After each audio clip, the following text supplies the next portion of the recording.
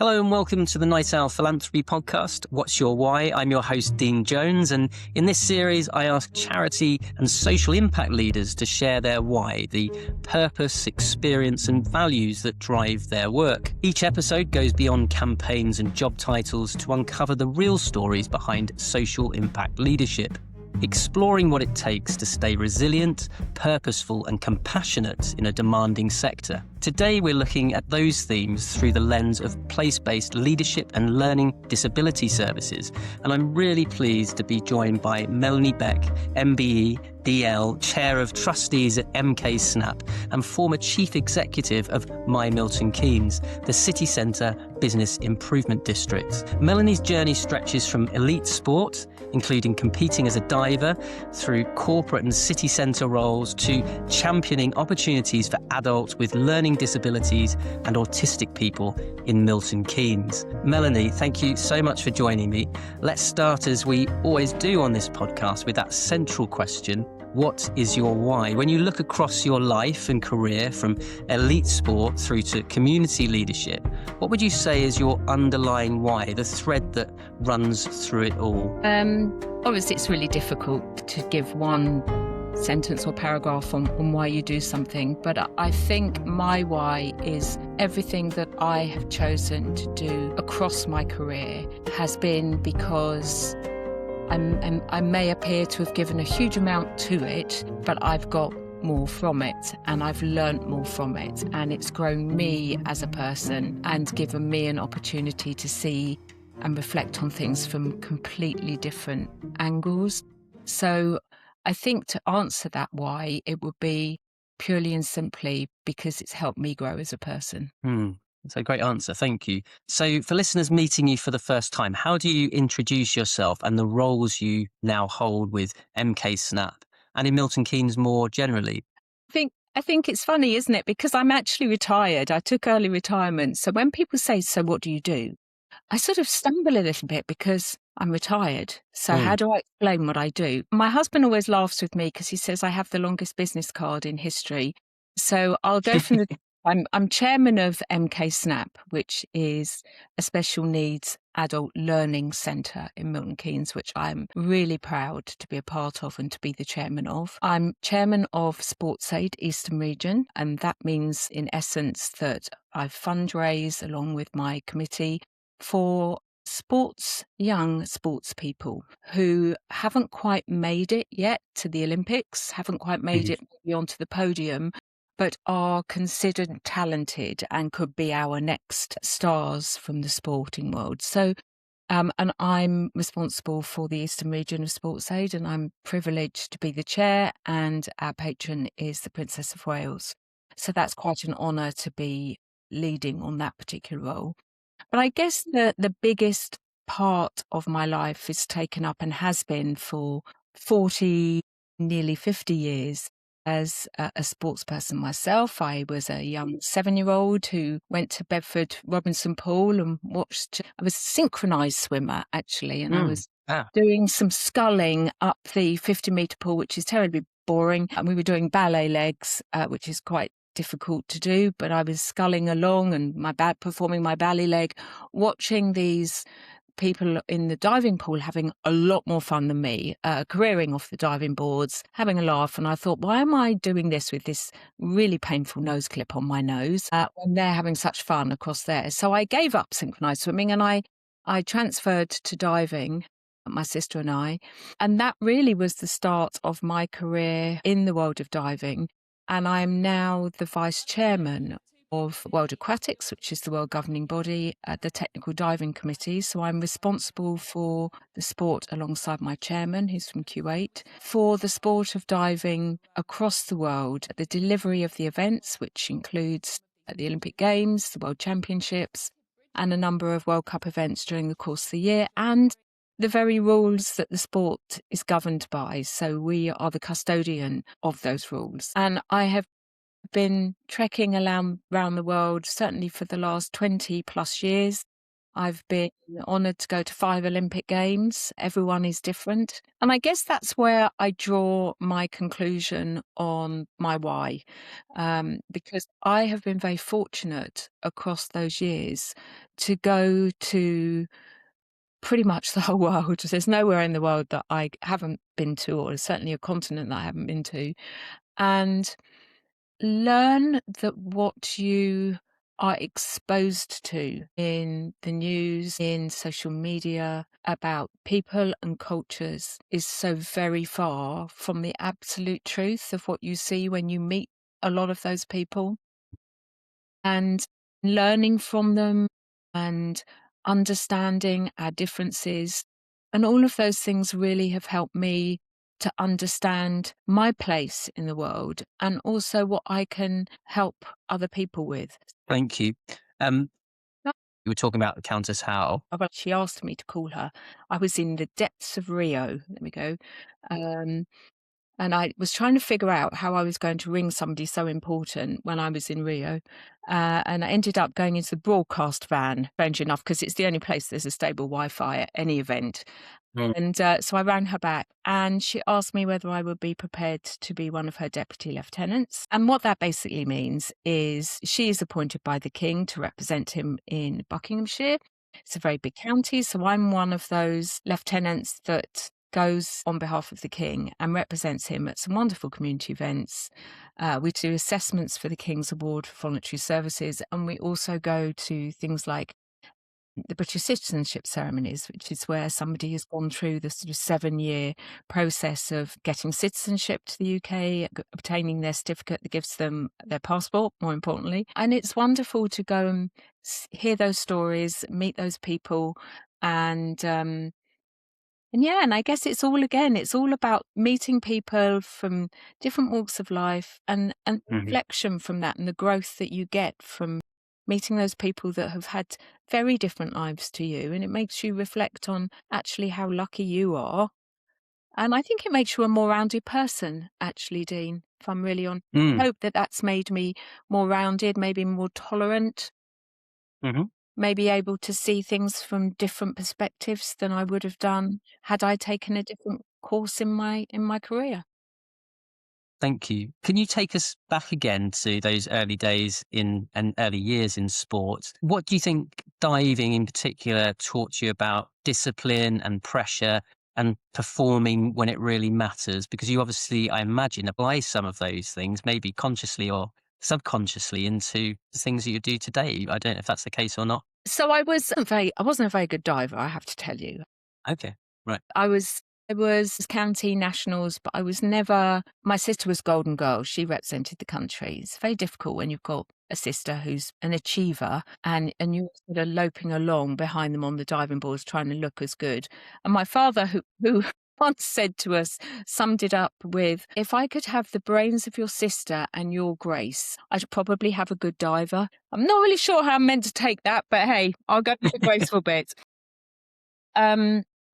I think what making a commitment to a sport, and I see this so often, even now, when I'm on the road internationally with all the teams, it's the discipline it gives you. You get up in the morning, and sport's very different now to when I was doing it. When I was doing it, you weren't allowed to receive any kind of payment at all. There was no prize money. If you asked to do an ad, that payment had to go to your national governing body. You weren't allowed to take anything. Of course, it's a very different landscape now because we have the National Lottery and UK Sport. So they have an earning potential now. But even with that, that's not the drive. The driver isn't that. The driver is to get on a board or in the water, whatever your sport is, and just do your very best. You'll go to a national championships, you want to win gold.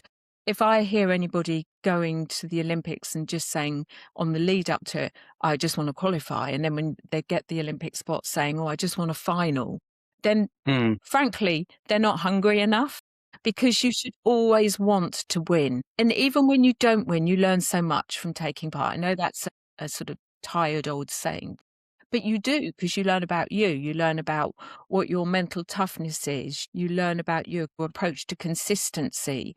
And as an athlete, you have to be completely single-minded. You'll often hear that sports people are quite selfish. They have to be selfish. They've got to be selfish. When the moment they get up in the morning, they are on a timetable. They have to say exactly where they're going to be every minute of that day for drug testing. The drug testers can turn up at any point. So what that sport gives you is a discipline. And that's that discipline and that desire to win, that setting a goal. Although I wasn't, a great diver, I learned that desire and need to deliver on the goal. And that's what I take into my life. And I feel sorry for anybody who's worked for me, frankly, because they know. All of my team at My Milton Keynes would say, I'd call them into a meeting and I was going, I had this idea in the middle of the night, and you could see them all go, oh my God, what's going to...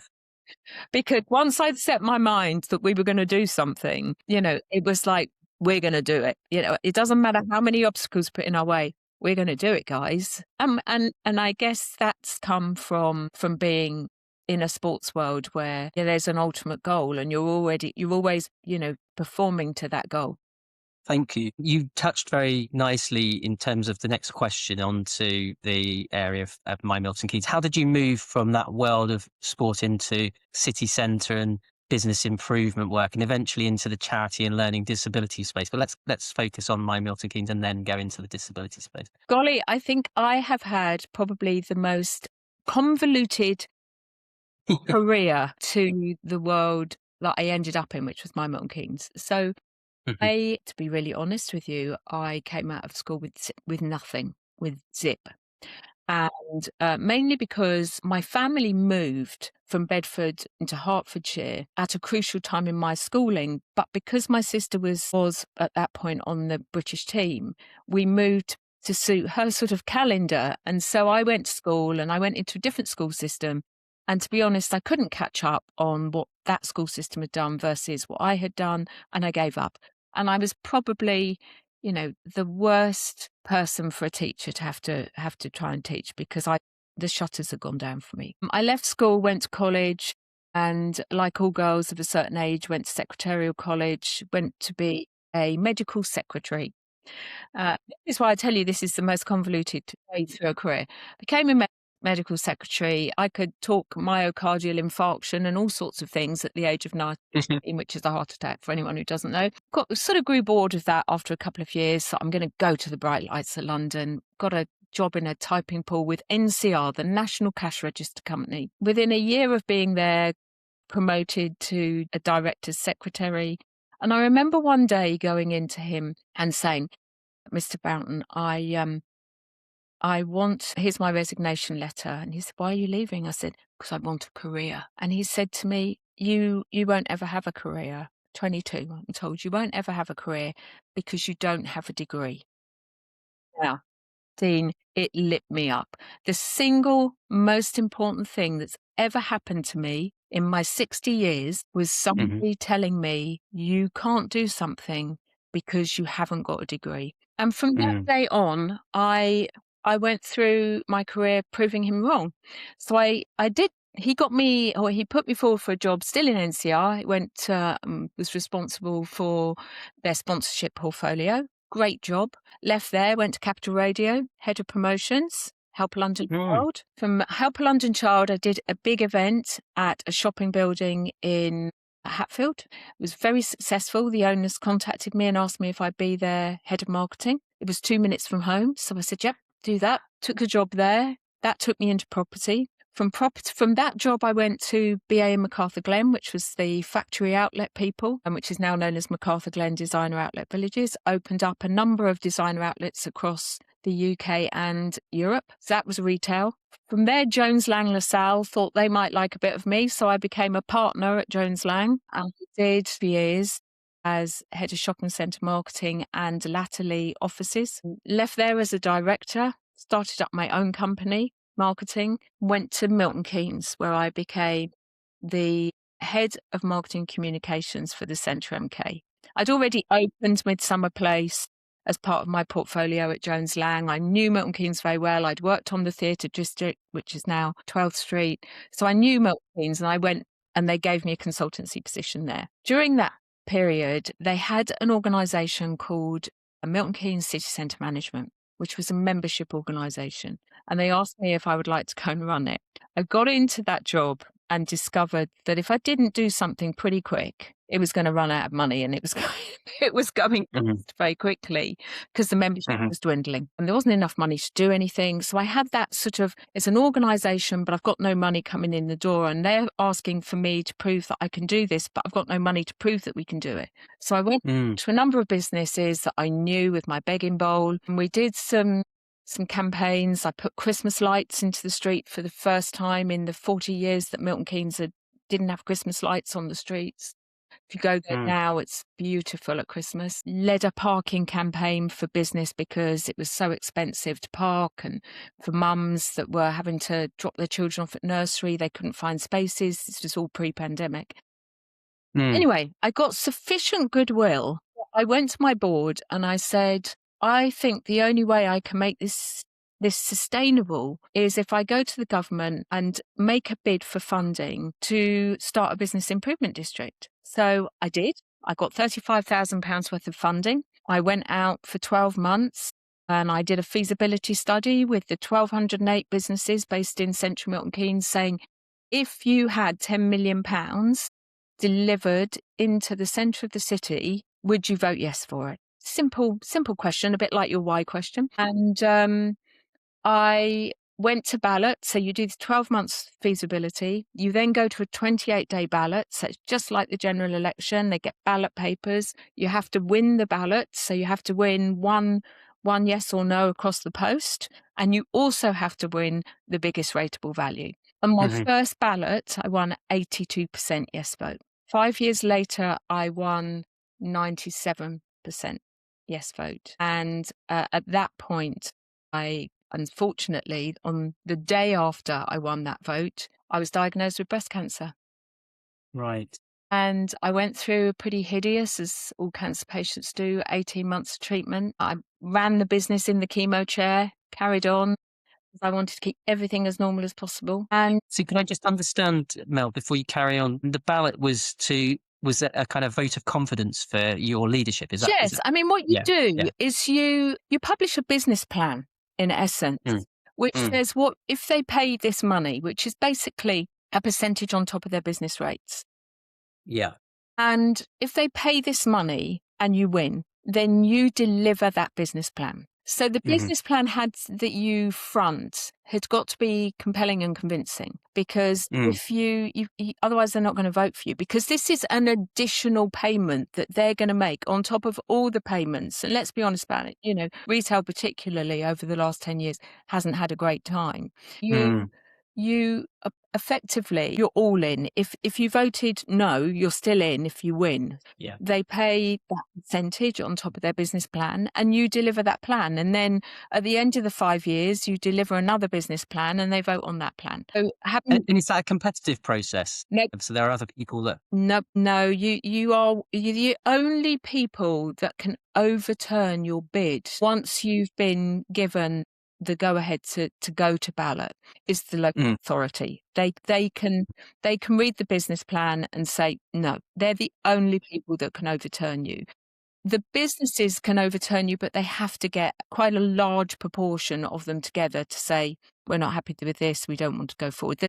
There's a 28-day cooling off period where you all sit there with your fingers crossed, hoping nobody's going to say, actually, we've had to rethink and we don't want this. So, but we never had any of that. My team at my Milton Keynes of staff were incredible. As I say, they would dread me doing the had a thought in the middle of the night conversation, and they were behind me, 100%.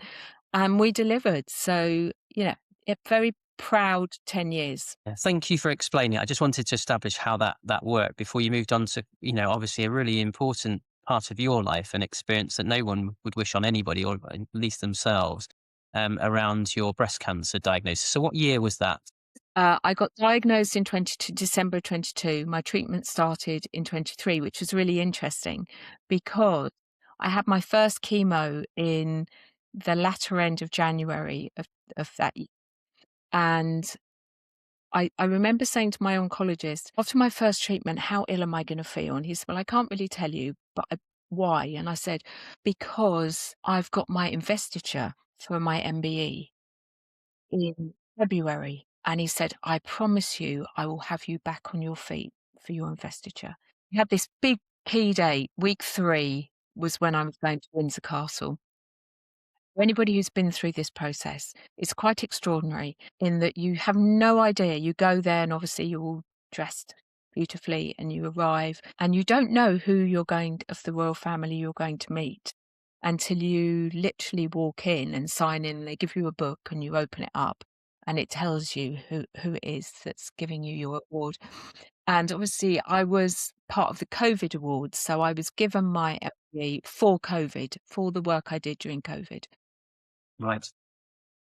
And for Milton Keynes, which was, again, another interesting point, because I just got out of bed every morning and did something to help, frankly. I wasn't like the doctors and nurses. I just got up in the morning and went and delivered food, and suddenly I get a letter from the Queen telling me that she's giving me an MBE, and it was like, but I just kept myself busy. And you arrive there, and my husband said to me as we were walking into Windsor Castle, who would you like? And I said, well, I've met Prince William and Prince Edward. I met Prince Edward at the Commonwealth Games. I've met Prince William. Catherine's our patron. The Queen, it won't be her because she's obviously unwell, and so it won't be the Queen.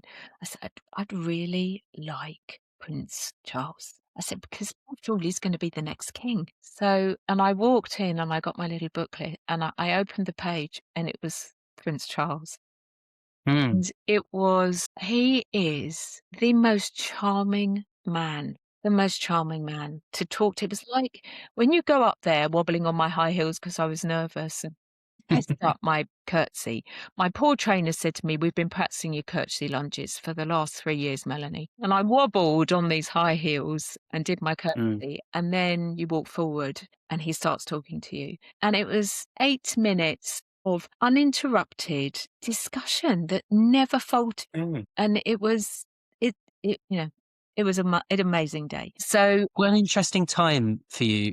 So many things going on. Like you've got this really important role in Milton Keynes, basically driving the local economy and the retail economy in Milton Keynes. You obviously have a diagnosis which is really serious at a time just after a pandemic. You've been recognised for the work you've done during the pandemic. We're very humble in the way you talked about that and made out that you weren't deserving, but I don't think anybody receives an MBE without putting a bit of effort in first instance. So there's obviously a lot more going on there. So you had an awful lot going on, and then you've got this fantastic recognition, I think, and experience from the now King Charles rather than Prince Charles. So that's a lot going on in a short period of time. I met him a year later. Right. Because he came to Milton Keynes to give us the plate. He visited, didn't he? Yeah, he came to give us our city plates. And because of my role in MKSnap, we were on one of the receiving lines. Right.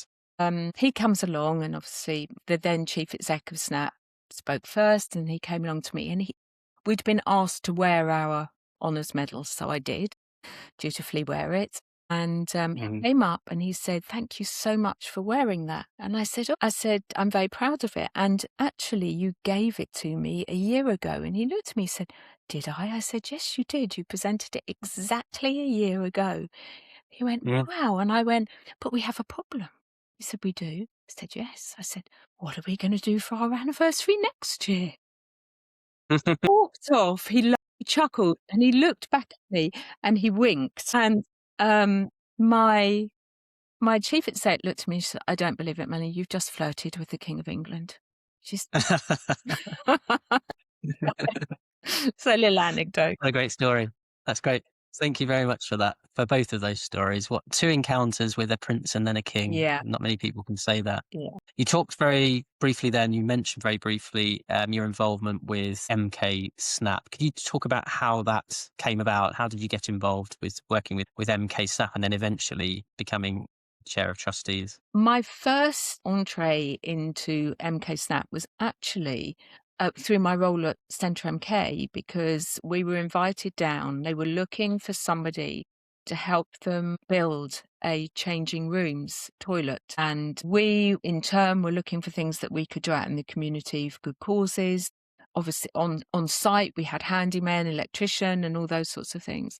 So we were invited down to sort of look at opportunities that we could work with SNAP. And one of the things I will say, that when you first go there and you know nothing about it, as I did, you walk in and you are immediately struck by the joy of the place. It's not a school, it's a centre for special needs adults. And these are adults ranging from 19, 20, right through to 60s, 70s. Mm. It's not somewhere that they just come and sit in a chair and play bingo. This is a proper development setting. And when you are shown round and you're shown the assortment of development activities that they do, whether it be in the gymnasium, whether it be in the technology rooms, or in the work placement room, which is where they take work externally and bring it into SNAP for SNAP adults to do. But a lot of the people at the centre have issues with mobility and being able to think things through, and just generally their cognitive behaviours and some of their mobility issues make it very difficult for them to go out into the world of work. And our ultimate goal at SNAP is to develop an adult into a place where they feel confident enough to go out into the place. So they might be putting bike valves into bags with the leaflet on how you use them. But the incredible thing is the staff there break those down. So if somebody's got issues with mobility of their hands, they will have a template that they put the bag into so that it enables them to put the valve in the bag. And what struck me the first time I went round there was not just the joy of the people attending, but the really special people that worked there, the people that came there and were literally able to break down any task to make it accessible to a person who is either disabled or has special needs. And create an environment where they feel safe. That autistic people find going into new areas very difficult. They find meeting people very difficult. Loud noises are difficult. So being able to bring people with complex needs into an environment where they feel safe and able to be themselves, I think is incredible. And that's what staff at SNAP do. So my first visit was very much a wow visit because I didn't know places like this existed. Didn't know that because I'd gone to work in the shopping centre business a lot of my life, I got very used to seeing special needs people coming into the shopping centre and being led around hand in hand, looking at the shops, looking at, and that was their day out. That was their stimulation. And one of the things that I did recognise when I was at the Centre MK, because I was quite involved with the Community Foundation in Milton Keynes, was how does somebody with special needs understand 10% off, 20% off? Actually, how do people who haven't had, who aren't very literate or very numerate, I struggle with numbers, and therefore, how do people understand those sorts of mathematical things that the average retailer puts up? We all know what bog off is, but when you put 20% up, that's much more difficult for people to understand. And certainly somebody who's got special needs. And I actually started a fund for myself with the Community Foundation specifically to fund charities that were providing life skills.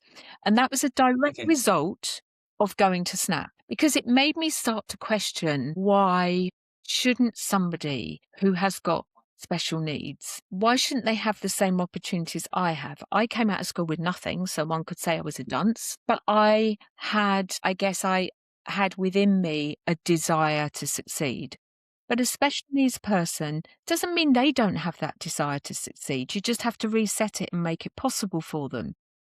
Mm. So that was my first visit to Snap. And over the course of the next few years, I went to fundraising activities. I got involved with Snap. I looked at every opportunity that we could. I bought art. If you came to my home, there is Snap art everywhere. It's Mm. quite extraordinary.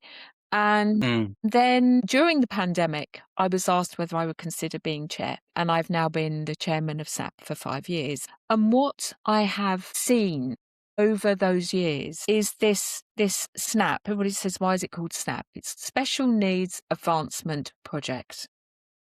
Thank you for that. Bit of a lumpy name. Okay, what does that actually mean? Special Needs Advancement Project? It doesn't really say very much. But actually it does if you understand SNAP. What we're trying to do is take a group of people that have challenges and give them exactly the same opportunities that you and I take for granted. So we are really delighted that we now have a wonderful workplace partner in M&M Supplies, and they have now 5 of our learners in employment with them. One of them is now employed properly. That's given us some challenges because, of course, disabled people get benefits. And if they go out to work, how does that affect their benefits? But we've worked with the Department of Work and Pensions so that they're not compromised. So now we are constantly looking for how can we take, our learners and take them the next step, the ultimate step, which is to give them the confidence and the ability to go and work in the workplace in roles that aren't, not stuffing people's bags in Sainsbury's. These are jobs that actually give them a self-worth. Because let's be honest about it, Dean, all we all want when we get out of bed every morning is to have a self-worth. Mm. And so Snap just got under my skin, I guess, is the answer. Because of all of those things, there were a group of people that could become lost. In the pandemic, when we had to close the centre down and suddenly they were back at home and their own simulation was sitting in front of the TV, was taking back 20 years. That's exactly what 20 years ago they were doing. In a very short space of time, the staff at Snap got 30 hours of IT lessons and made sure that all of our learners had access to IT so that they could continue to be developed and stimulated during the pandemic. That's extraordinary for anybody to have achieved that. But these guys, apart from the fact you get so many hugs when you go in there and they never remember who you are. They always say, who are you? They can't ever remember who I am. And I've been around for so long. But you can be having the worst day on the planet and you walk in those doors and suddenly nothing matters because you're surrounded by people that are just enjoying every opportunity they're being given, and just makes you think, really makes you think. Yeah. Thank you for that. That was a really good understanding of your role within the organisation, but also the experience you had when you first encountered them. Could you tell us about the kinds of barriers on a day-to-day basis that your learners might face and that you're trying to, I guess, the sorts of things that you're trying to enable for them, or some of the barriers you're trying to remove for them? I don't know if you can remove the barriers. It's more about equipping them with the skills to overcome them, I suppose, isn't it? Yeah, I mean, all of the things that we do at Snap are learning based. It's very important that we make sure that they keep mobile because if you sit in an armchair for a large proportion of the day, you're going to become immobile over time and you're going to put weight on and you're not going to be healthy. So everything that we do at Snap keeps them moving. So we have a gardening area. So they traditionally at Christmas they make wreaths. At summer they do the summer bedding plants and we do hanging baskets. So they're out in the garden, they're producing and they're seeing things. They're seeing what their handiwork can deliver. If I do this, this is going to grow. So they have that. They go out. We're very lucky that our centre is based very close to Caldecott Lakes in Walnut Tree. So they're out, they do photography, they go out walking, they go and collect things to put, if they're making the wreaths, they're collecting foliage to put in the wreaths. So that may be one part of their day. Another part, they might be going into the gym and it could be football, it could be yoga. So that's the health and well-being side of things.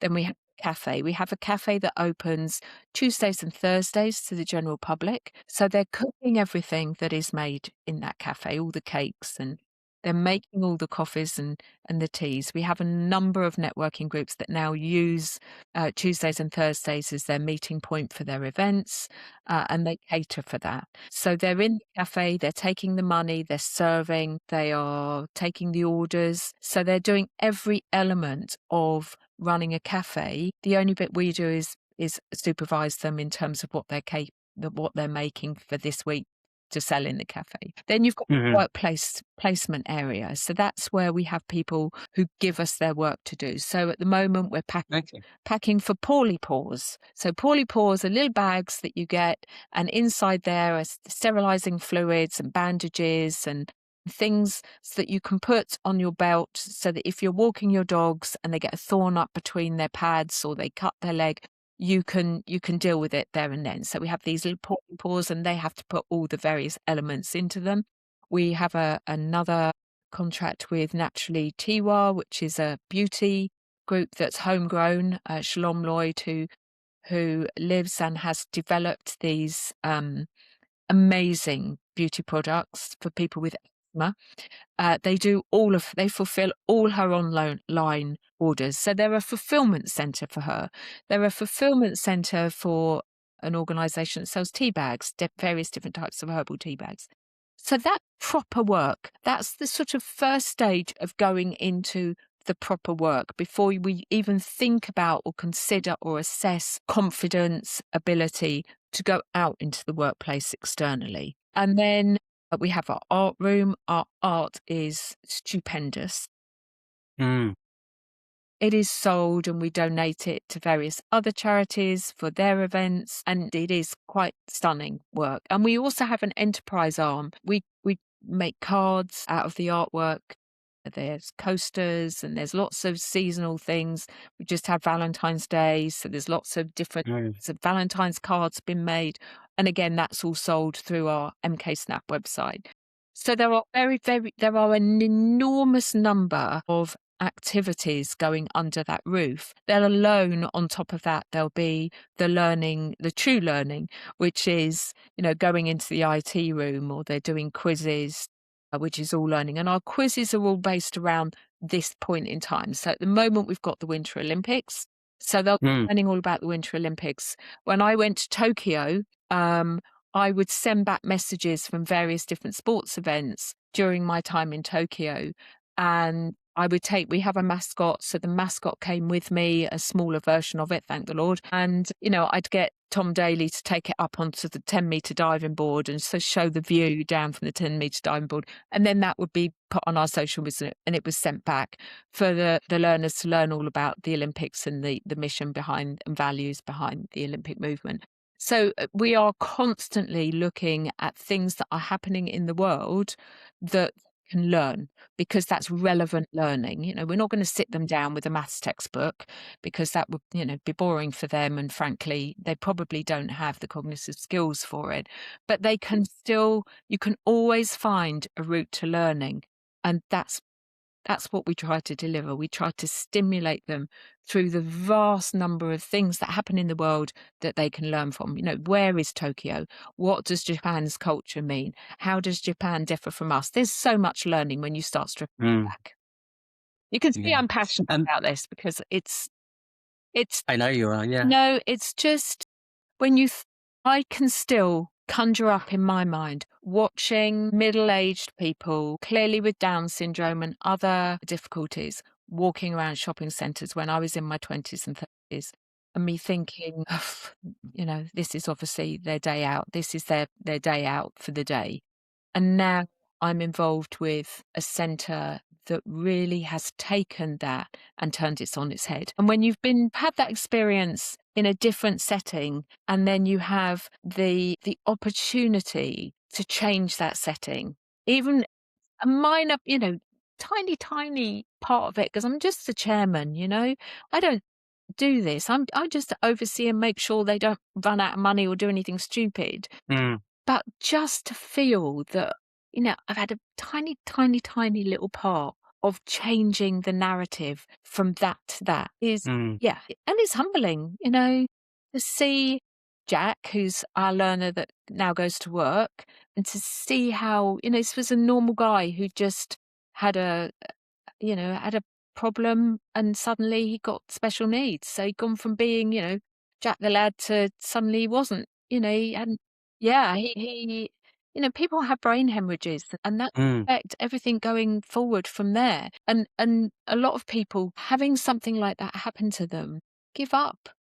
I mhm. and I guess it's really strange what life throws at you, because if I look at somebody like that who could just go, what's the point? And I look at when I came to the end of my treatment journey, and the Princess of Wales has touched on this recently, saying, I don't know who I am anymore. I don't know what life looks like. You're referring to your breast cancer diagnosis in this, yeah. I understand that people get to a point of going, what is there?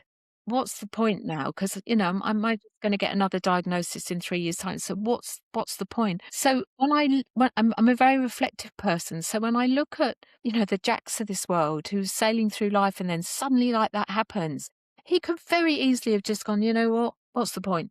But here he is now, few years on, holding down a job.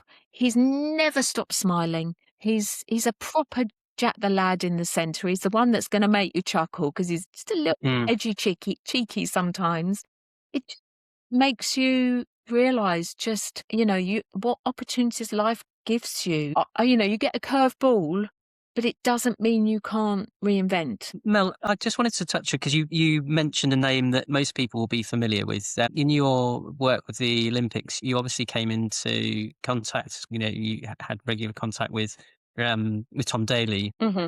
It just struck me, this is more of an observation, but it could lead on to a question, that you are working with people, young people, predominantly, who are very able, who are the best at what they do in their field. And towards the end of Tom's diving career, reached those pinnacle moments of being the absolute best in the world. And then we think about MKSnap as a place where actually those privileges don't come naturally to the people that you're supporting and looking after. And there's quite a big contrast, isn't there, between that world that you're in supporting the Olympics movement and then this world with MKSnap. Do you ever sort of realize that in yourself, that you've been exposed to those very two contrasting environments? And what does that mean to you? How does that affect you? I think everybody has things happen in their lives that make them reflect. And if you look at Tom Daley, and I was lucky enough to do the whole journey from small boy right through to today. I mean, if I sent him a text now, he would reply. I still taunt him, Mm, convinced he's gone. Yeah, we'll see. LA is looming, and he lives out there now. Tom's journey wasn't easy.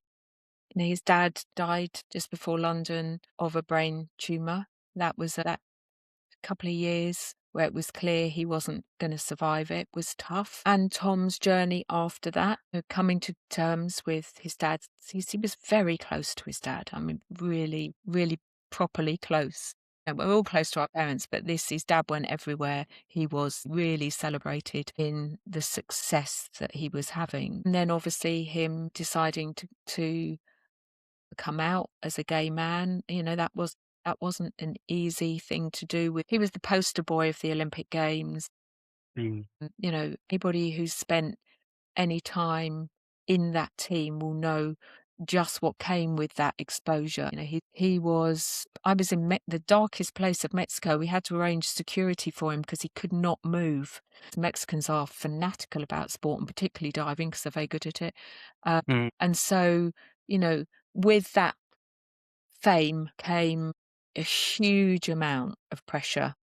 And sometimes that pressure got to him. I was in mhm, Rio when I had to walk away. I took myself for a walk, because it was like watching somebody unravel when he didn't make the semi-final, when he literally unraveled in the semi-final. There was his head and his body weren't talking to each other. And to watch that unraveling was really unpleasant. And so I guess the answer to this question is that every athlete, although they are incredible through their journey, they will have dealt with some serious setbacks along the way, and they will have had to get past those serious setbacks. Now, that could be fractured shin splints, which would seriously affect a diver's ability to jump. That could be, their tricep being torn because they push like this so much for the water.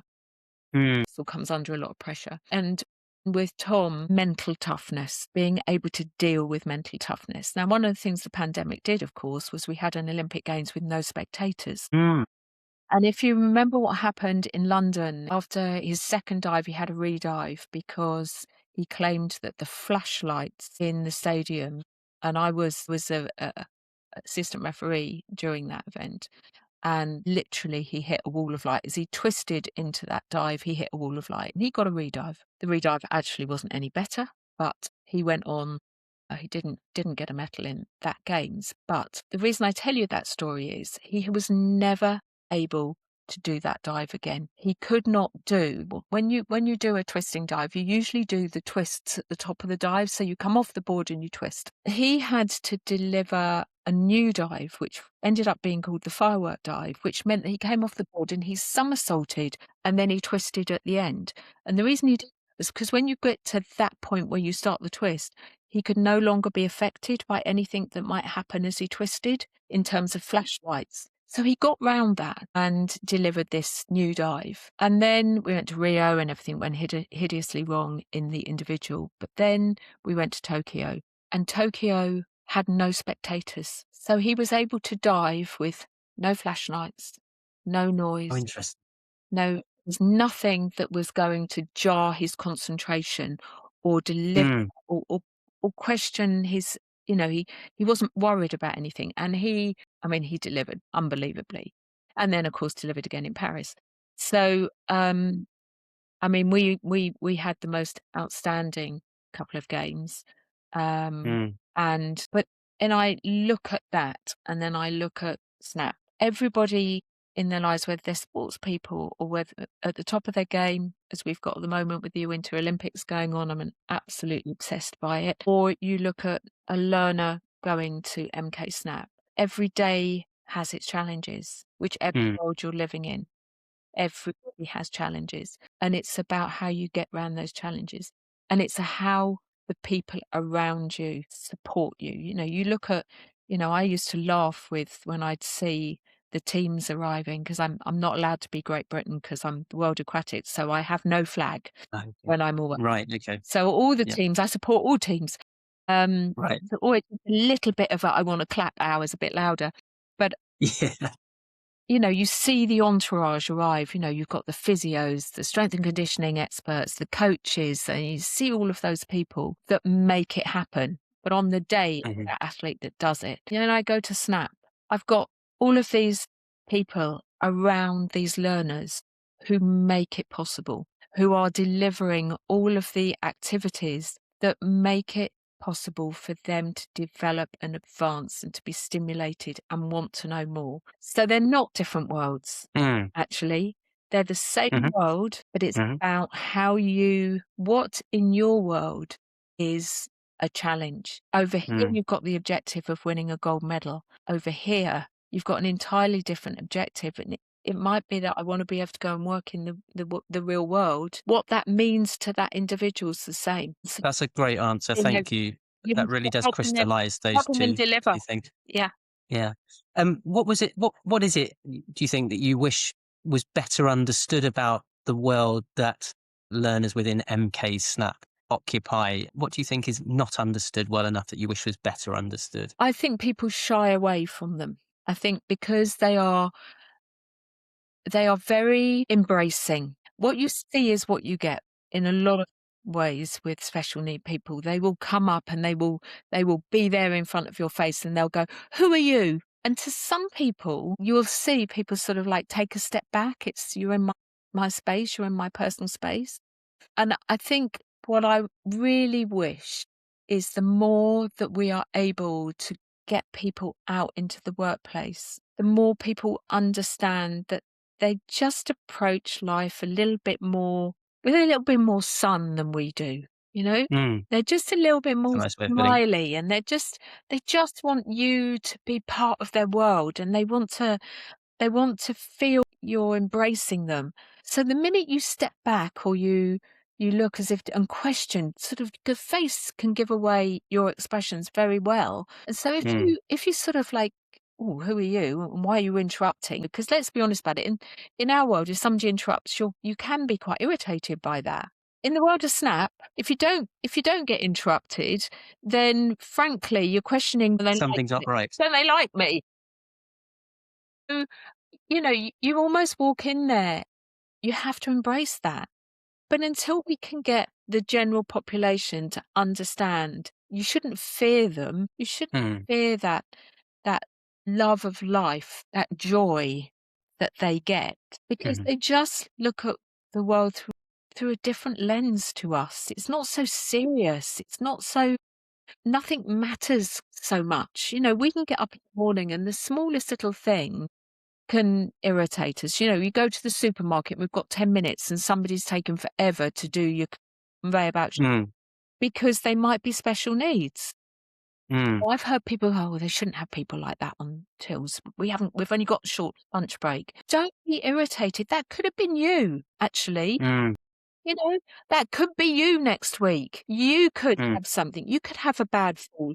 You could get a brain hemorrhage. You could have a car accident. And you could be one of those people that are just mhm, looking to be able to continue their lives. So we mm, don't have the right to judge them. mm. What we should be doing is embracing and assisting them, not judging. We need to stop judging. I agree. And step into people's shoes for a moment, Yeah. and see the world from their perspective. Are you able to share an anonymized story of a learner? It doesn't have to be anonymized, but of a learner or family that really sort of captures what MKSnap can mean, not just over the months that they might be there, but over the years. So in terms of what that environment means for them over a prolonged period of time, because I'm assuming that this becomes an extension of home for a lot of the people, the learners that are joining you on a day-to-day basis, week by week basis. And we have learners that come who have got very complex needs. So they come with their carers. So Hmm. we have a young man who comes with his two carers. He has absolute all needs. So we can take him because we have the special bathroom area that means that we're able to shower, we're able to change, we've got a hoist, those sorts of things that you've got to allow for, particularly if you're dealing with people with complex needs. And Hmm. he comes in and he takes part fully in all activities. Hmm. And what I like about having somebody with such complex needs is when they come and they just observe, they arrive and they're just observers. They've just come and they're watching and they're not really taking part. And then you Hmm. see them, it's a little bit like a flower, bud, and you Mm, slowly, slowly see that person opening and getting involved. And it might be something really small to start with, to then you get to the point where we are now, where he takes a full advantage of everything that's going on that is within his disabilities that he can. He will invest himself in conversation. Speech is very difficult. So, mhm, you know, giving that person the opportunity to speak. mhm, So often if somebody is working or is around somebody like that, they'll finish their sentences mm, because you know what they're going to say. So you chime in and go, and you finish it for them. Oh my God, that is so rude. All right. mm, It's rude on every level because mm, he is able to tell you, he's able to tell you his story. We had visitors in and he presented to those visitors his story, and nobody at any point tried to cut him off. We all listened. We gave him the time, even though there were some difficult pauses while he got his words out. Because the minute you start talking for somebody, they clam up, they stop because there's no point in trying anymore. I have seen him gone from wallflower, for want of a better word, to a fully flourished flower who's prepared to take part and to speak and has his points of view. And when we opened the changing rooms toilet, he did the opening and he spoke. Well, for somebody that's gone from that to this, that is incredible to watch, mhm, totally fulfilling. I give up time in my day because I love the place. mm. But if anybody ever said, "Why do you do this?" That's why I do it. because Mm. I've just seen this person who was in a wheelchair he has a computer, he's very complex needs, who is now confident enough and believing in himself that he has something to offer. And don't try and Mhm. argue with him at Learner Council. He'll put his point Mm. of view across. Mm. And that's why we're there. It doesn't matter what the disability is, everybody is given the chance to find their place. Sorry, that was such a rich response to my question. Thank you. And from your vantage point, where are the biggest gaps in support and opportunity for adults with learning disabilities in a place like Milton Keynes? And there are many places like Milton Keynes. Where do you think the biggest gaps are from what you've experienced and what you see perhaps on a day-to-day and week-by-week basis? So we have this great centre. We can continue to do what we do at the centre. We can continue to develop them to a point where they can go out and be valued employees. We need the businesses. We need Hmm. businesses to come through our door to see what we do and to be able to have the open-mindedness to be able to, is that even a word? Be open-minded enough to Yeah. go, how can I translate this into Hmm. my business world? How Mm. can I create, because there has to be a commitment from the employer to do this. There has to be an understanding. There has to be a patience, a tolerance. They're not going to get it on the first occasion. They Hmm. need 10 times being told. You might have to do a lot of nurturing, but the end result is that you get this really confident and loyal employee who will do anything for you. And I think we have this wonderful guy, Frank, in he owns the business. He's absolutely seen what the learners can do as employees in his business. His business, he can't take them all. Um, Mm. and we are constantly looking for businesses to just come and see and question whether they could make the same happen in their businesses. So there are challenges. Our challenges are finding more Franks. We need more people Mm. like Frank prepared to do this and prepared to learn with us. We will Hmm. help and we will support, but be prepared to take the journey. Yeah, and there are obviously rewards for the learners in that experience, but I'm sure that there are as many rewards for the employer or the person taking that opportunity. Are you able to sort of articulate some of those rewards that an employer might get from that engagement with your learners in sort of taking them on as you know employees or supporters of their business and the work they do? Well, the feedback that we get back from Frank is that they are as good as his I want to say normal, and that's such a terrible word. I hate using the word normal, but with his traditional employees here is a better word. Mm. Yeah. So he sees no difference. He doesn't see a difference. But when you embark on the journey, you've got to be prepared that it is a journey. But he would tell you that the output, the delivery, the joy. And let's be honest, as business owners, you want to feel when you leave at the end of the day that your staff have had a good day as well. You hate it when your staff are moaning, oh, I don't do this. With Frank, he will tell you that, he's almost having to shoehorn them out the door at the end of the week because they don't want Yeah. to go home. They're having such a great time. So I think what I would say is, as much as the learner is experiencing something they're never expected to experience, the employer is as well, because of the commitment that you would get from a special needs person, because they really appreciate the fact that they're part, what the opportunity that they've been given. And if you really think about the world of work, there are Mm. so many roles that special needs people could play, but Mm. it's breaking down that barrier of understanding Mhm. of, because they act differently, because they, I guess it's that unconscious bias. It comes in Mhm. many forms, but Mhm. included. Unconscious bias also touches on people with special needs. They don't act like, Mhm. they don't look like we do. And I think that's what makes people shy away. Mm. Yeah, I don't know the answer to that, but I think you're probably right. You've had to bring businesses and local authorities and communities with you in your different roles, all across those different roles, really. What have you learned about building trust across those very different worlds, and in terms of applying that to your work with MKSnap? And I know there's a senior team, paid staff, not. I mean, you to have a role as a chair, and I know you probably do a lot more than just chair the board, but yeah, what has it taught you about that, and how you move your team in the right places to ensure those things happen in the most positive way possible? Well, you're talking to somebody that's layered in a sports background, so no doesn't figure in my work. Okay, right.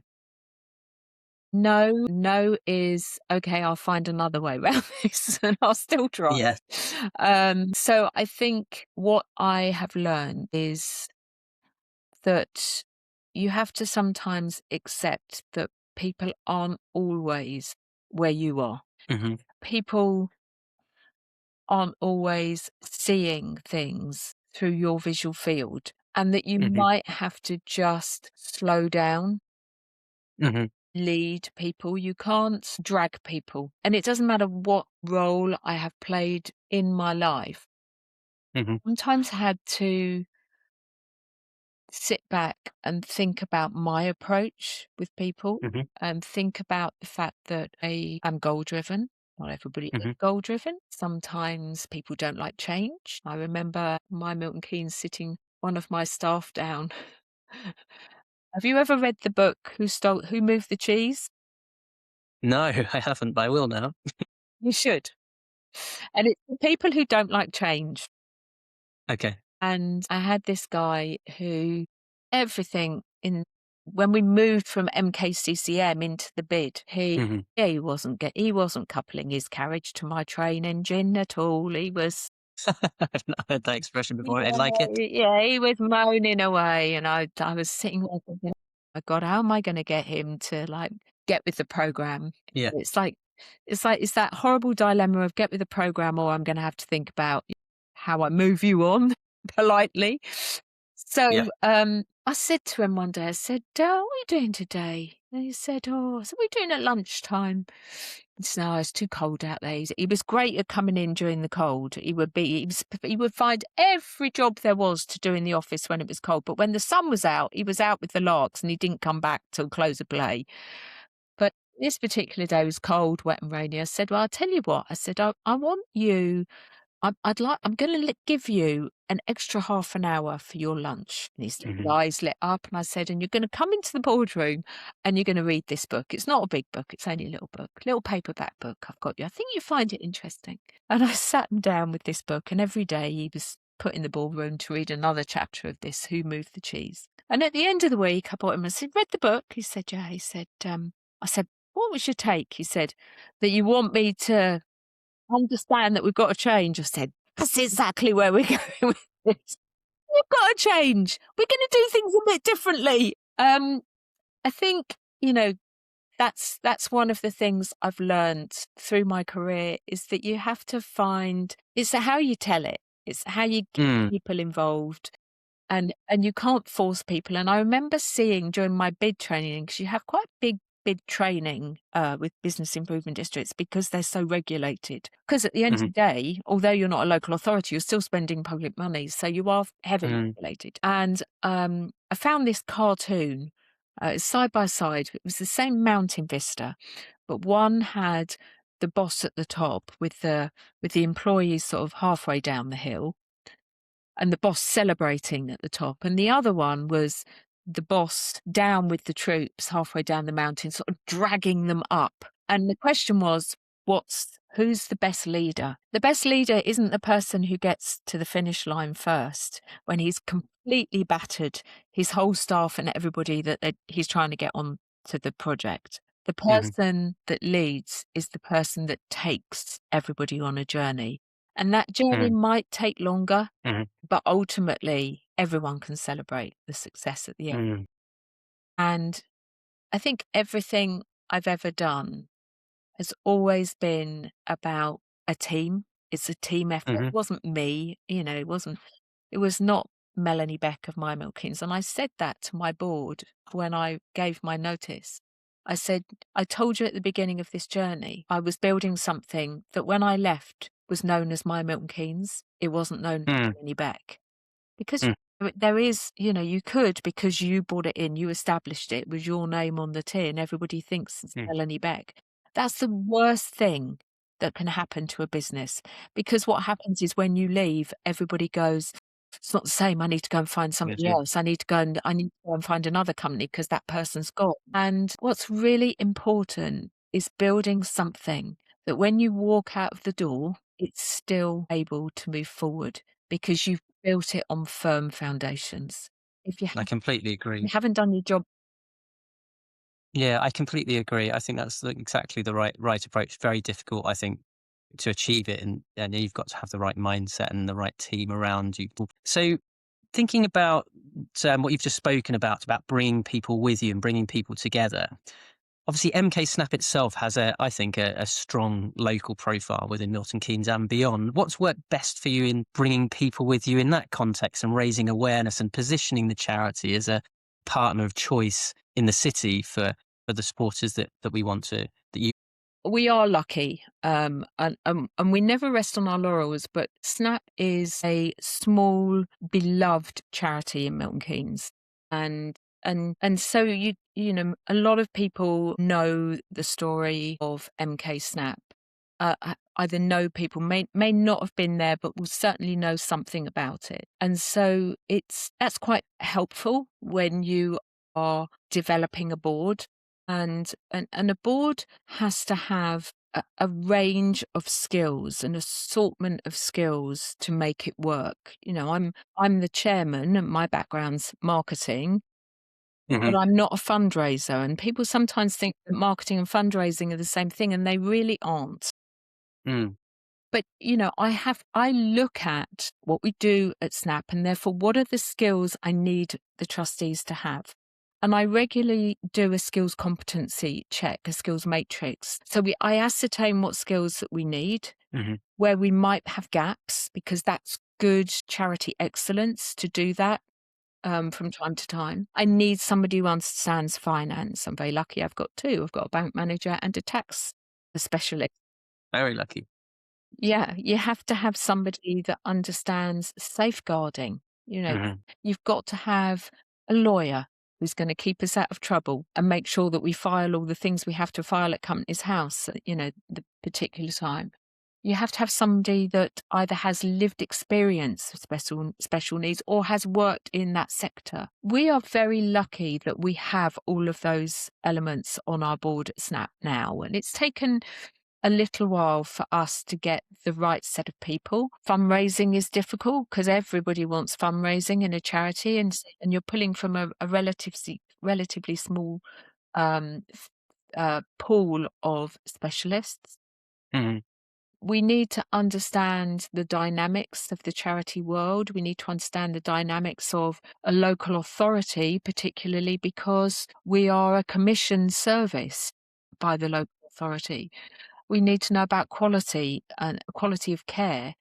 So we've worked really hard to identify key areas of our business, for want of all, the charity's business, that we need to have specialists. Now, why do we need those people? Because we have professional staff running it. Mm, The difference between the people that are paid to run are, particularly in MKSnap, very special people, mm, committed. I mean, the hours they give to the centre is extraordinary. The difference between them and us is when we meet 4 times a year, and we have various subcommittees that oversee various elements of the running, the day-to-day running. We need to be bringing our knowledge from the commercial sector and overlaying it into this environment, because we should be the people that are saying, are you aware that there's a new employees bill going through at the moment through Parliament, and that will mean mm, that you no longer have 2 years to decide on whether you like an employee. You actually, it's 6 months now, and that 6 months you would still have to take them through performance management. And so, our role is to be constantly saying, have you checked? Have you done this? Have you thought about your approach? Because you'll need to check that you're allowed to do this. Like a critical friend We almost. are. We are a critical friend. So, nobody should work, whether you're a trustee or an employee in Snap, unless you're DBS checked. So Mhm, nobody comes through the doors without that in place. mhm, From that point, we have one of our trustees who has a safeguarding background, who comes in quarterly and does a safeguarding audit. We have policies, I mean, filing cabinets of policies. They all have to be reviewed to make sure they're appropriate and they have all the legal, things that they should have in them. But mhm, we will still, every year when we review them, we will still find things we haven't covered off. And it's that knowledge that you're bringing from through your trustee base into the business, that helps keep you out of jail, for want of a better word. And so our job as trustees is ensuring good governance and compliance. That's our number one job. And obviously making sure that we've got enough money, and our financial basis is rock solid. So we ensure that we've got the right amount of money. If we had another pandemic, we have enough money in the bank to see us through 12 months. Because how many people suddenly went, oh, how are we going to keep everything ticking over until we reopen? mm, mm, So we've changed, and we make sure that, we did have we did have enough money, but we now have mm, got more months. We've worked out what, mm, the number of months. So we have 6 months money that is there mm. in case the doors ever close.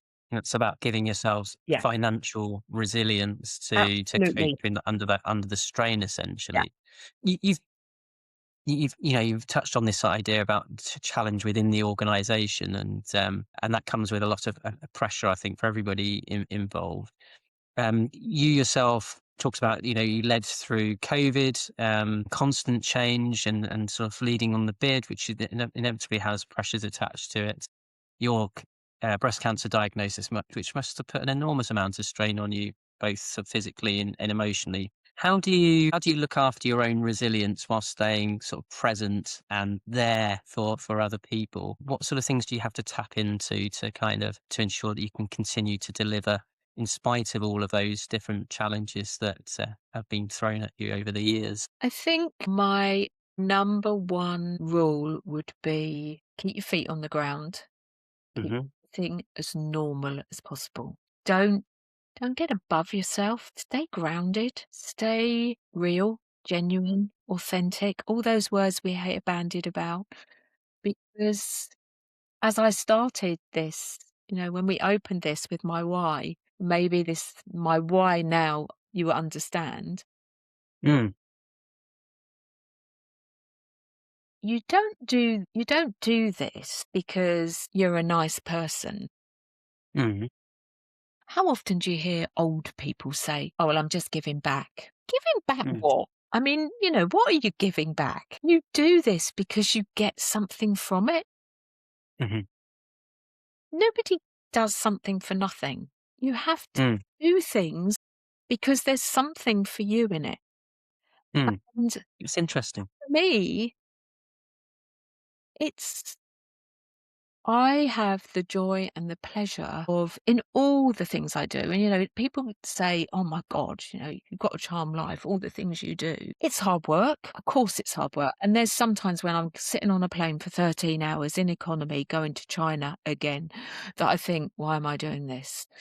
You get to, where you're going and you see the performances, or in the case of MKSnap, I go down there and I see the excitement because it's Christmas party day, or Mm, we're celebrating some other festival that we've been, developing them into an understanding of. mhm, Or in the case of sports aid, having, as I had happen recently, two wheelchair basketball guys who came to receive 1,500 quid from us that we'd fundraised at a lunch with 200 people in Milton Keynes.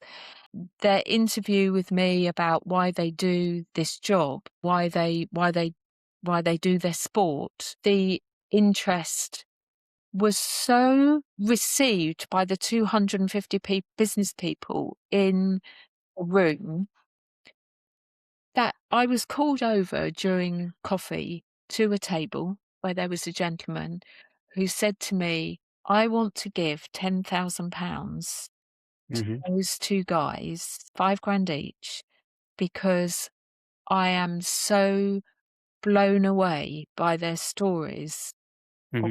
why, of going to the Paralympics. Mm.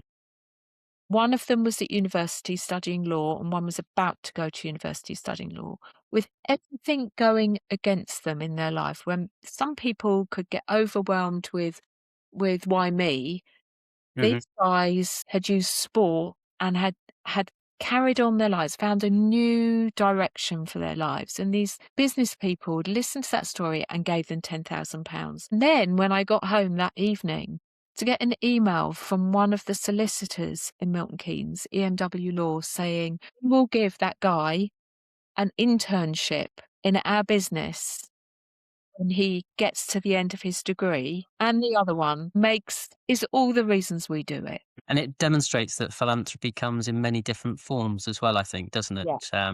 And it isn't sometimes just about the money or the time. It's all those different elements. And I think that really applies to MKSnap, those elements of time, but also giving up a space for your learners to come and learn and develop themselves. That's an interesting give, I think.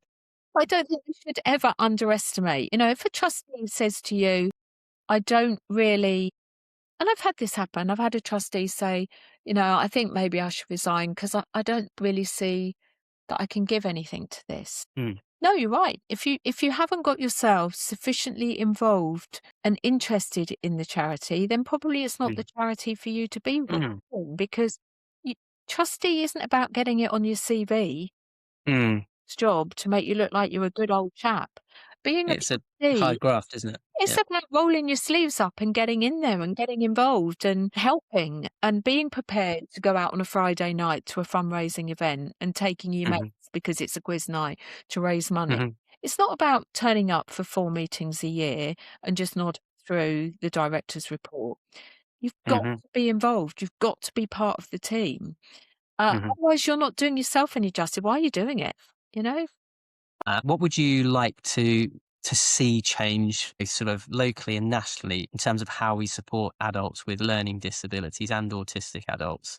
You talked about making sure that your trustees are engaged and involved, but there are all sorts of people that need to be engaged and involved, I think, in this process. It's not just the centre itself. What would you like to see change? And I think what's really worrying is that in the current economic environment we're in, the squeeze on budgets local authorities are working on, that's not a political statement. This is, just being common sense. We're all seeing local authorities struggling, businesses are struggling, everybody's struggling. All we're seeing is costs going up. And so we worry about whether the local authority, what level they're going to be able to fund and commission our services. Are they going to be able to, obviously our costs go up, but that doesn't necessarily mean our commissioned services financially are going to go up. So we Mm. all worry about that. And I think the worrying trend of education questioning whether they're going to be able to continue with delivering SEN specific Mm. assistance in schools, particularly as we've got an increase in autism. I have a 6-year-old grandson that's got autism. Hmm. Absolutely no idea. I had no idea what that meant in a child. I thought I got just a naughty little grandson. Mm. Actually, I booked myself on, because his mum told me I think he's autistic. I booked myself on a course with the Open University as to learn what does this actually mean in a child, not an Mm. adult, but in a child. Mm. I've had to completely change my approach to how I deal with my grandson, because Hmm. you have to, whereas, you put them on the naughty step when they're misbehaving, that's going to escalate an autistic meltdown. Mm.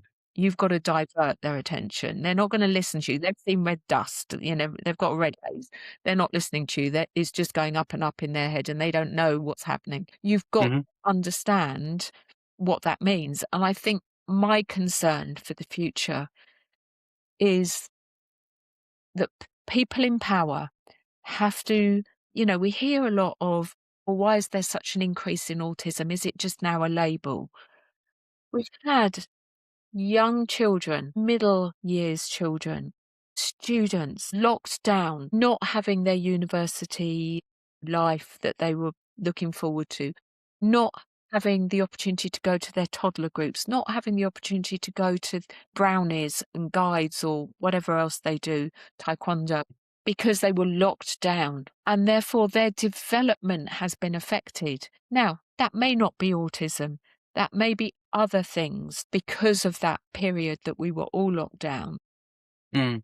We don't yet know what the ongoing effect is going to be in that generation. With the squeeze on budgets, with the lack of acceptance, of understanding, with politicians coming out and saying, oh, why have we got so many autistics? It's just a label. I've read recently somebody came out saying they're not autistic, it's just parents have lost control. That is a worrying trend. Because it takes me back to my reasons to being involved in SNAP. And that is very much about, you have to understand the person and you have to understand what they're capable of.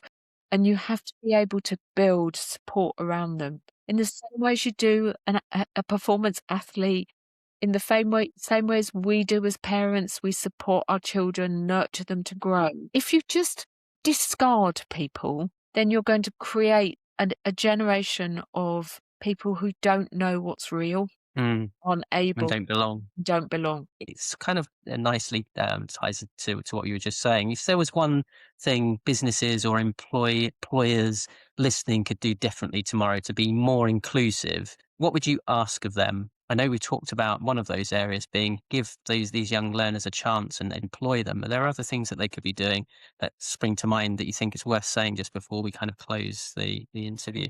I would, I don't discount learn. You're never too old to learn. You might be chief executive of an organisation, or you might be the head of HR. Don't just discount. Be prepared to think. Like I've had to do as a grandparent. I discounted. Oh, it's just a naughty child. She's lost control of him. And then I took the time to find out about. I went and bought a book, and I put myself onto a course, and I learned what autism for a child is and how they express themselves. If you're the head of HR, or I think they've got a new name, HR people now, head of people, I think they're called now. Yeah. If you're a chief exec, or you are in any way responsible for advancing your staff, be prepared to go and look and understand and question yourself about whether or not this is something that you could open up your business to. Don't just disregard because it's easy. It's much easier to say no than yes, or even maybe. Don't just say no. And for someone who's listening and they're considering a chairman role, or to become a trustee or a leadership role in a local charity, you've talked about the hard graft. What's your most honest piece of advice around taking on that role that you think people should know about? Find a charity that you're interested in or you've been exposed to, and you get some kind of pleasure out of. If I hadn't gone on that trip at the Centre MK to go and look at a centre that were looking for us to give them something free gratis, and I can't remember, but I probably on the day thought, oh, I can't really afford the time to do. We can always not find the time. We've always got something else we could be doing in our diary. I've got a million reasons not to go to the gym. You can always find a reason not to go and look. But I went that day because my boss told me that I was going with him, and I went and I came away wowed. If you don't spend the time looking and thinking about what goes on around you, not just being about what you do in the world, but being prepared to look further afield. And, the charity sector, they just want my money, or they just want my time, and there won't be any for me. If you discount, it's the same thing. If you go, oh God, I haven't got the time for that. I might miss, Coronation Street. I haven't got the time to go, or I'm out of home enough. I'm missing out on something that just might make you a better person Mm. and not so self-absorbed. There you go, I'll say it. We can all be self-absorbed and think that we are the best thing in our businesses. But sometimes learning comes from unexpected places, and that's being a trustee or a chairman or a vice chairman or sitting on a subcommittee that might be, from your specialist area, but the challenges are different. So you have to put in different thinking, and it grows you. It truly grows you as a person. People have said to me in the years, why do you spend 10, 12 weeks of the year slapping around various parts of the world, giving up your time free of charge? Why do I do it? Because what I get out of it is much more than what I give. Brilliant. Thank you. I'm really pleased I asked that question. That was the final question before we move into our quickfire session. And the last bit sums it up really nicely for me. Thank you. So quickfire round questions. Tea or coffee, Mel? What would you prefer and how do you take it? Coffee in the morning, milk and 2 sweeteners, tea in the afternoon, otherwise I don't sleep. Okay, good one. And are you an early bird? Talking about sleep, are you an early bird or a night owl? Neither. As much sleep Nice. as possible. I have to be in bed by 10, and one of the reasons I retired is that I cannot get up before 9. I can't be in the office at 8 anymore. And thinking about Milton Keynes and landmarks, would you prefer to be in one of the green spaces or in one of the great community venues in Milton Keynes? And which Green one? space every time. Yeah. Green space. Where's the best green space in Milton Keynes? Willow Lake. Willow Lake, yeah, that's a good one. Okay, if you do both lakes, 6K. Yeah. That's your rings. That's your rings done. Takes an hour and your rings are done for the day. Yeah. After that, tick box. After a particularly demanding day of meetings and responsibilities, what helps you switch off and reset? Meetings in Emmerdale. Emmerdale. I wasn't expecting that one. I've not had that Emmerdale one. Farm. For as many years as it's been on, it's not Emmerdale Farm anymore, it's Emmerdale. It's not, is it? It's total rubbish, but it doesn't require anything of you other than to sit there and laugh at it. I think that feeds into the next question, which is what one thing about you might surprise people who only know the title Melanie Beck, and Emmerdale surprised me. But there might be lots of things that will surprise me. I'm fourth generation Salvation Army. Oh, right. Okay, that's interesting. Yeah. I know a few Salvation Army people. Had my tambourine since I was 13 years old. I'll have to embrace that in another conversation in the future. Final question for anyone listening who's been moved by what you've shared and wants to support MKSnap or similar organisations that you've mentioned throughout our conversation. What's the best next step they can take? Let's focus on MKSnap. What can they do to support MKSnap? Arrange a visit, contact the centre, arrange a visit, come and see for yourself, because I can absolutely guarantee that once you've gone through, just come for coffee if you want to be innocuous. You can just come in on Tuesday or Thursday, have a cup of tea, nice little chocolate brownie, and just watch. If you want to be more formal about it and really want to know more, then ring us, and we're always happy to give you a tour. And what's the website again, Melanie? Oh, golly, www.mksnap.gov.uk, I think. Okay, great. Thank you. Well, I'll find you by typing in MKSnap, I think, won't they? Yeah, I think. Yeah. But these days, all you have to do is put in the name and it brings it up, thankfully. Yeah. That's what I would do anyway, which is why I don't know the answer to the question. You got me. That's all good. Melanie, thank you so much for an open and generous conversation and for bringing to life what long-term place-based leadership really looks like, from city centres to learning disability services. You've given a clear sense of how spaces like MKSnap can offer stability, dignity and a possibility for adults with learning disabilities and autistic adults long after school or college ends. You've also been very honest about the weight of responsibility that comes with visible roles that you hold and how you've tried to use that visibility to open the doors for others rather than simply collecting titles. And so to everyone listening, I hope this episode has prompted you to think differently about adults with learning disabilities in your own community and about what genuine inclusion and opportunity could look like where you live. And if you found this conversation useful, please like, follow and subscribe to the Night Owl Philanthropy podcast on your usual platforms and share it with someone who cares about disability, inclusion, local leadership or community-based charities. And in our next episode, I'll be speaking with Ashley Samuels Mackenzie, co-host of the How I Became podcast and media lead at In Music, in Media, a social enterprise using music